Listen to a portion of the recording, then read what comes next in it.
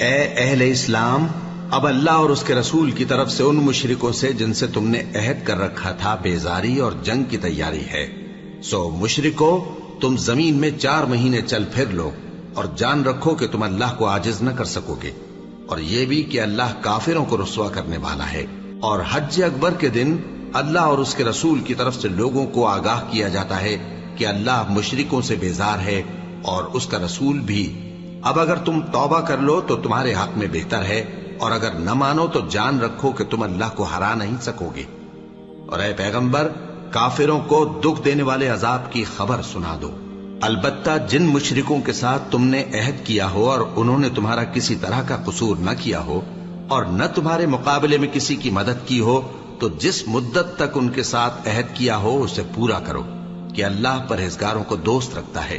پس جب عزت کے مہینے گزر جائیں تو مشرکوں کو جہاں پاؤ قتل کر دو، اور ان کو پکڑ لو اور گھیر لو، اور ہر گھات کی جگہ ان کی طاق میں بیٹھے رہو۔ پھر اگر وہ توبہ کر لیں اور نماز قائم کرنے اور زکوٰۃ دینے لگیں تو ان کا رستہ چھوڑ دو، بے شک اللہ بخشنے والا ہے، مہربان ہے۔ اور اگر کوئی مشرک تم سے پناہ کا خواستگار ہو تو اس کو پناہ دے دو، یہاں تک کہ وہ کلام اللہ کو سننے لگے، پھر اس کو امن کی جگہ واپس پہنچا دو، اس لیے کہ یہ بے خبر لوگ ہیں۔ بھلا مشرکوں کے لیے جنہوں نے عہد توڑ ڈالا، اللہ اور اس کے رسول کے نزدیک عہد کیسے قائم رہ سکتا ہے؟ ہاں، جن لوگوں کے ساتھ تم نے مسجد حرام یعنی خانہ کعبہ کے نزدیک عہد کیا ہے، اگر وہ اپنے عہد پر قائم رہیں تو تم بھی اپنے قول و قرار پر قائم رہو، بے شک اللہ پرہیزگاروں کو دوست رکھتا ہے۔ بھلا ان سے عہد کیوں کر پورا کیا جائے جب ان کا یہ حال ہے کہ اگر تم پر غلبہ پالیں تو نہ قرابت کا لحاظ کریں نہ عہد کا۔ یہ منہ سے تو تمہیں خوش کر دیتے ہیں، لیکن ان کے دل ان باتوں کو قبول نہیں کرتے، اور ان میں اکثر نافرمان ہیں۔ یہ اللہ کی آیتوں کے عوض تھوڑا سا فائدہ حاصل کرتے اور لوگوں کو اللہ کے رستے سے روکتے ہیں۔ کچھ شک نہیں کہ جو کام یہ کرتے ہیں برے ہیں۔ یہ لوگ کسی مومن کے حق میں نہ تو رشتہ داری کا پاس کرتے ہیں نہ عہد کا، اور یہ حد سے تجاوز کرنے والے ہیں۔ اب اگر یہ توبہ کر لیں اور نماز پڑھنے اور زکوٰۃ دینے لگیں تو دین میں تمہارے بھائی ہیں، اور سمجھنے والے لوگوں کے لیے ہم اپنی آیتیں کھول کھول کر بیان کرتے ہیں۔ اور اگر عہد کرنے کے بعد اپنی قسموں کو توڑ ڈالیں اور تمہارے دین میں تانا زنی کرنے لگے تو ان کفر کے پیشواؤں سے جنگ کرو، ان کی قسموں کا کچھ اعتبار نہیں ہے، عجب نہیں کہ اپنی حرکات سے باز آ جائیں۔ بھلا تم ایسے لوگوں سے کیوں نہ لڑو جنہوں نے اپنی قسموں کو توڑ ڈالا اور پیغمبر کو وطن سے نکالنے کا ارادہ کر لیا، اور انہوں نے تم سے عہد شکنی کی ابتدا کی۔ کیا تم ایسے لوگوں سے ڈرتے ہو؟ سو ڈرنے کے لائق تو اللہ ہے اگر تم ایمان والے ہو۔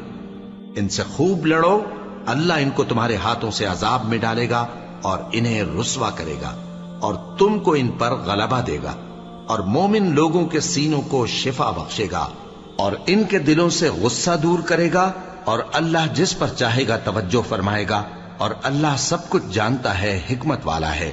کیا تم لوگ یہ خیال کرتے ہو کہ بے آزمائش چھوڑ دیے جاؤ گے؟ اور ابھی تو اللہ نے تم میں سے ایسے لوگوں کو پرکھا ہی نہیں جنہوں نے جہاد کیا، اور اللہ اور اس کے رسول اور مومنوں کے سوا کسی کو دلی دوست نہیں بنایا، اور اللہ تمہارے سب کاموں سے واقف ہے۔ مشرکوں کا کام نہیں کہ اللہ کی مسجدوں کو آباد کریں جبکہ وہ اپنے آپ پر کفر کی گواہی دے رہی ہوں۔ ان لوگوں کے سب اعمال بیکار ہیں اور وہ ہمیشہ دوزخ میں رہیں گے۔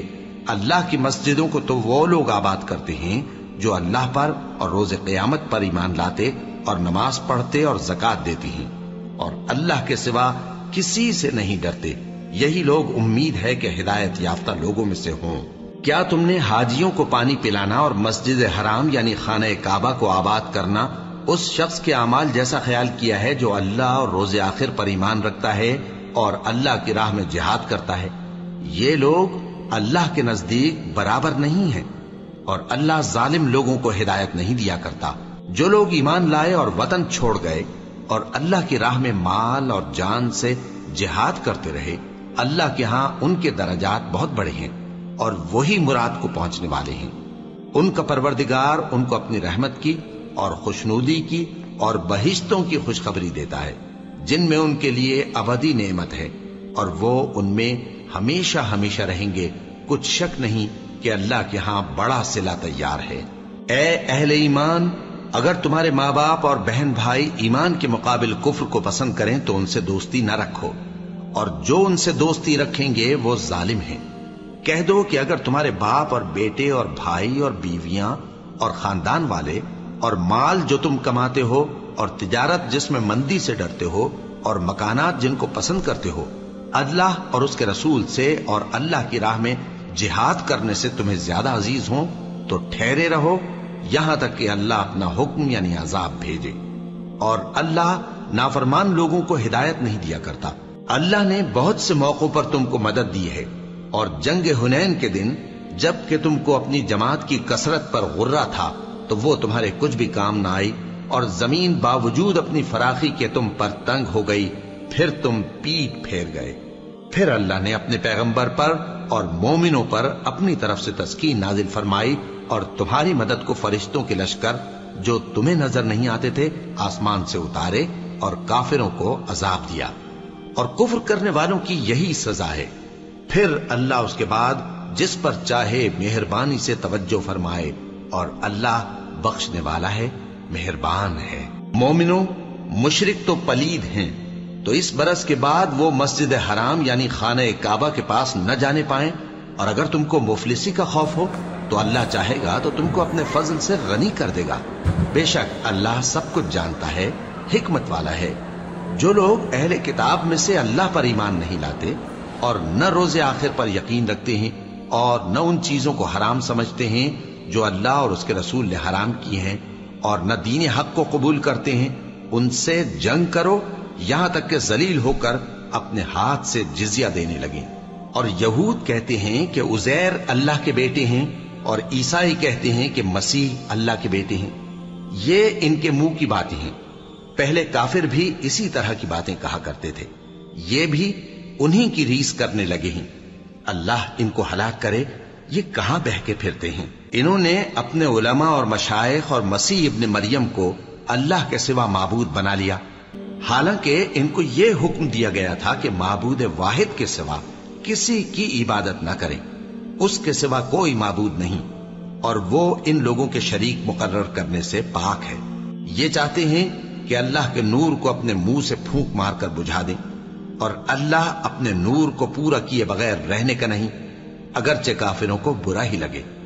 وہی تو ہے جس نے اپنے پیغمبر کو ہدایت اور دین حق دے کر بھیجا تاکہ اس دین کو دنیا کے تمام دینوں پر غالب کرے، اگرچہ کافر ناخوش ہی ہوں۔ مومنوں، اہل کتاب کے بہت سے عالم اور مشائخ لوگوں کا مال ناحق کھاتے اور ان کو اللہ کی راہ سے روکتے ہیں، اور جو لوگ سونا اور چاندی جمع کرتے ہیں اور اس کو اللہ کے راستے میں خرچ نہیں کرتے، ان کو اس دن کے عذاب علیم کی خبر سنا دو، جس دن وہ مال دوزخ کی آگ میں خوب گرم کیا جائے گا، پھر اس سے ان بخیلوں کی پیشانیاں اور پہلو اور پیٹھیں داغی جائیں گی، اور کہا جائے گا کہ یہ وہی ہے جو تم نے اپنے لیے جمع کیا تھا، سو جو تم جمع کرتے تھے اب اس کا مزہ چکھو۔